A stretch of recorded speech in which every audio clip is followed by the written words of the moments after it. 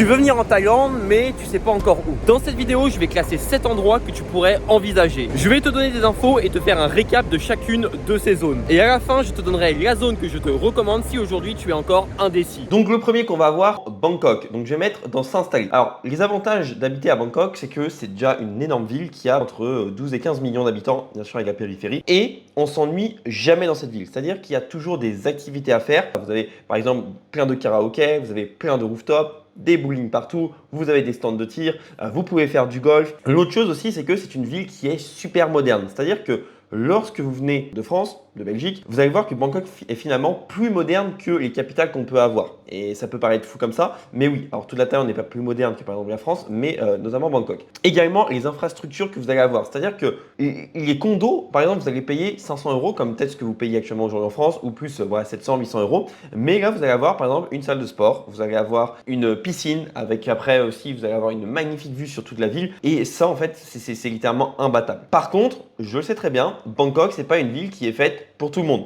Bangkok, c'est une ville du coup, comme je dis, où il y a beaucoup de monde, qui est du coup très polluée, où il y a beaucoup de bruit et aussi, on ne le dit pas assez, mais qui est très fatigante. Donc Bangkok, je dirais que c'est plus pour les personnes qui sont assez jeunes, qui ont envie finalement de vraiment profiter de leur jeunesse, qui ont vraiment envie de sortir, de partir à l'aventure, de découvrir. Mais pour les gens qui sont un petit peu plus posés, je recommande plutôt, par exemple, la deuxième qui vient ici, qui est Chiang Mai. Donc Chiang Mai, on va mettre s'installer, parce qu'on peut quand même s'installer à Chiang Mai, mais là c'est plus pour les personnes qui aiment bien les petites villes, qui aiment bien par exemple aussi la randonnée, parce qu'il va y avoir beaucoup de randonnées autour de Chiang Mai, et du coup c'est une ville qui est beaucoup plus à taille humaine. Par contre du coup, les inconvénients, c'est que Chiang Mai, il n'y a pas grand chose à faire, on peut vite s'ennuyer, donc c'est plus voilà, pour les personnes qui sont un petit peu plus casanières. Ensuite, Phuket. Alors Phuket, je vais mettre directement dans à fuir. C'est devenu un attrape-touriste. Alors, c'est vrai que la plupart du temps, et actuellement, comme vous avez pu voir en introduction, je suis à Patong. Donc Patong, n'y allez même pas parce que c'est vraiment que des touristes. Il n'y a plus aucun Thaï à part ceux qui travaillent là. Et de manière générale, en fait, il y a mieux en île que d'aller à Phuket.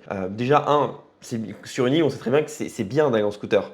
Là, il y a la police et le problème, c'est que si vous n'avez pas de casque et vous n'avez pas le permis international ou alors Thaï, vous allez toujours devoir payer chaque jour 1000 bahts ou 2000 des fois, donc ça fait entre 28 et 55 euros. Donc c'est chiant, hyper chiant, donc je ne vous recommande pas. Il y a plus beau que Phuket. Et en plus aussi, un énorme inconvénient de venir à Phuket, c'est que lorsque vous êtes en saison des pluies, il fait que pleuvoir. Et quand il fait que pleuvoir sur une île, vous pouvez littéralement rien faire. Le quatrième, ça va être Hua Hin. Alors Hua Hin, je vais mettre dans s'installer, mais. Pourquoi mettre? Souvent on dit que c'est un peu un EHPAD, parce qu'il y a beaucoup de retraités qui vont là-bas, parce que voilà, c'est beaucoup plus tranquille. C'est plus des gens qui sont très posés, qui n'ont pas envie d'avoir de grosses agitations. En plus, il y a la plage, on peut être détendu, etc. etc. L'autre avantage aussi, c'est que c'est beaucoup moins cher à Hua Hin que par exemple à Bangkok, à Phuket ou même encore à Chiang Mai. Donc les gros avantages, c'est que vous allez pouvoir avoir une vie qui est très simple, une vie qui est alors pas du tout de dopamine et une vie qui n'est pas chère. L'inconvénient, c'est que vous risquez très vite de vous ennuyer. Personnellement, je sais que si je vais à Hua Hin, je vais m'ennuyer et je vais pas tenir. Ensuite, Koh Samui. Donc Koh Samui, je vais mettre dans s'installer. On peut s'installer à Koh Samui. Je disais qu'il y avait des îles qui étaient meilleures que Phuket, oui, parce que voilà, Koh Samui, il y a moins de touristes. Alors bien sûr, il y a quand même des touristes, mais c'est pas du touriste en masse comme à Phuket, où on sent que vraiment Phuket, c'est la vache à lait de la Thaïlande, et ils sont là pour faire de l'argent, faire de l'argent, faire de l'argent. Alors que Koh Samui, ça sera beaucoup plus joli. Et aussi, il y a un truc qu'il faut comprendre, c'est que comme c'est plus cher d'aller sur Koh Samui, vous allez avoir moins de touristes, et ça va finalement trier les touristes. Parce qu'à Phuket, le vol Bangkok-Phuket, il peut être à 25-30 euros. Alors que pour la Koh Samui, alors bien sûr, si vous y prenez beaucoup en avance, ça va être vers les 70 euros. Mais si vous prenez, je crois, un mois en avance, un truc comme ça, vous allez payer entre 100 et 200 euros l'aller. Alors que c'est dans la Thaïlande, parce qu'en fait, il n'y a qu'une compagnie aérienne. Donc en fait, Koh Samui, ça trie beaucoup plus au niveau des touristes. Et du coup, vous aurez aussi beaucoup moins la police qui va vous faire chier.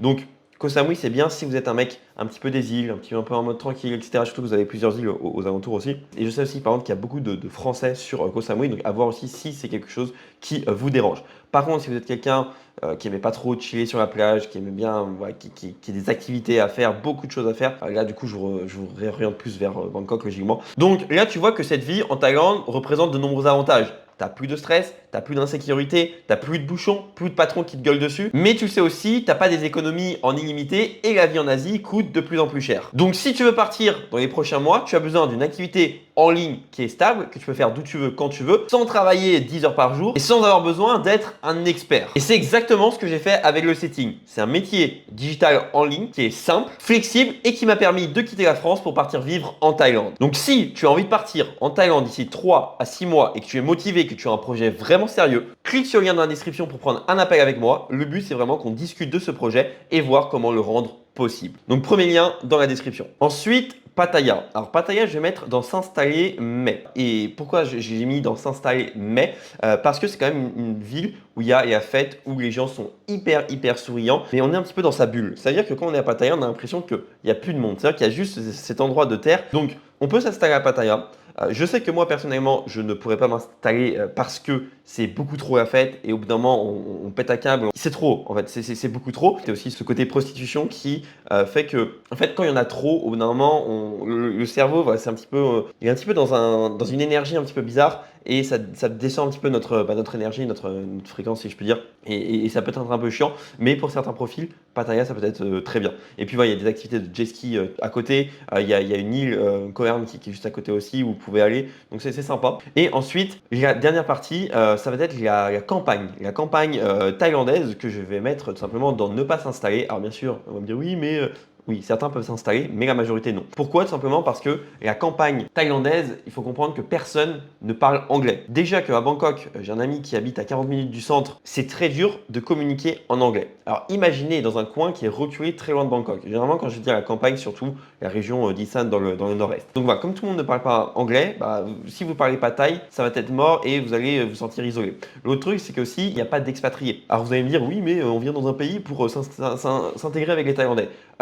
Déjà, arrêtez de faire ça. Pourquoi vous voulez vous intégrer absolument et devenir l'un d'eux? Parce que vous ne serez jamais l'un d'eux. Un Thaïlandais ne vous prendra jamais pour l'un d'eux comme en France. On peut prendre par exemple un Asiatique ou un Noir comme un vrai Français. Là, en Asie, non. Ça se passe pas comme ça. Et l'avantage, c'est que dans ces coins-là, vu que vous êtes un étranger, déjà, avec le pouvoir d'achat, vous allez pouvoir acheter tout parce que c'est vraiment très peu cher. Et d'un point de vue plus amoureux, si je puis dire, si vous parlez du coup thaïlandais, ce sera beaucoup plus simple parce qu'il n'y a aucun étranger. Et donc, voilà, avoir l'étranger, vous se différenciez instantanément. Mais là, il faut parler quand même thaïlandais. Donc, c'est pour ça. Donc, maintenant, si vraiment tu arrives en Thaïlande, et tu sais pas du tout quoi faire et tu as un petit peu un temps limité, on va dire que tu as 1 et 2 mois. Donc ce que je te recommande, c'est passer par exemple 7 jours à Bangkok, 7 jours à Chiang Mai et 7 jours à Koh Samui. Même si 7 jours c'est beaucoup trop tôt et je conseillerais 15 jours parce que par exemple Bangkok, je sais qu'il y a beaucoup de personnes qui commencent à apprécier cette ville après 1 mois, 2 mois parce que ça met du temps. Je te conseille Bangkok si vraiment aujourd'hui, toi c'est la ville, tu as vraiment envie de sentir une énergie, tu es jeune, tu pas envie de te faire chier. Chiang Mai si tu as envie d'un truc un petit peu plus tranquille, voilà, tu sais que t'es pas quelqu'un qui fait grave la fête et tu es plus casanier, tu aimes bien les montagnes, etc. Top. Si tu es un mec des îles, Koh Samui, c'est vraiment parfait, ça va le faire. Après le reste, moyen. Et toi, dis-moi en commentaire directement où est-ce que tu aimerais t'installer. Vous vous différenciez instantanément, mais là, il faut parler quand même thaïlandais. Donc c'est pour ça. Donc maintenant, si vraiment tu arrives en Thaïlande, et tu sais pas du tout quoi faire et tu as un petit peu un temps limité, on va dire que tu as 1 et 2 mois. Donc ce que je te recommande, c'est passer par exemple 7 jours à Bangkok, 7 jours à Chiang Mai et 7 jours à Koh Samui. Même si 7 jours c'est beaucoup trop tôt et je conseillerais 15 jours parce que par exemple Bangkok, je sais qu'il y a beaucoup de personnes qui commencent à apprécier cette ville après 1 mois, 2 mois parce que ça met du temps. Je te conseille Bangkok si vraiment aujourd'hui, toi c'est la ville, tu as vraiment envie de sentir une énergie, tu es jeune, tu pas envie de te faire chier. Chiang Mai si tu as envie d'un truc un petit peu plus tranquille, voilà, tu sais que t'es pas quelqu'un qui fait grave la fête et tu es plus casanier, tu aimes bien les montagnes, etc.